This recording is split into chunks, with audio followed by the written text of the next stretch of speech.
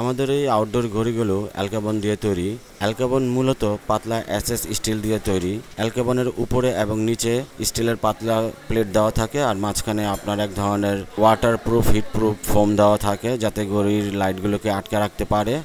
অ্যালকাবনের outdoor ঘড়িগুলো আপনার 10 বছরও এক চুল বাঁকা হবে না এবং কোনো ধরনের মরিচা পড়বে না এবং পানি ঢুকবে না। এটা 100% গ্যারান্টি।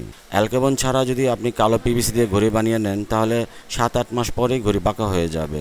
এটা আপনার 200% নিশ্চিত। সো প্রথম অবস্থায় আপনার কাছে দাম একটু কম মনে হবে যে পিভিসির ঘড়ি আপনি কম দামে পেলেন, কিন্তু 1 বছর পরে আপনাকে ওই ঘড়ি ফেলে দিতে হবে।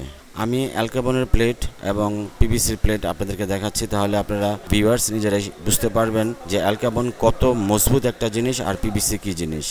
এই যে আমাদের কাছে রয়েছে, এটা হচ্ছে অ্যালকাবনের প্লেট।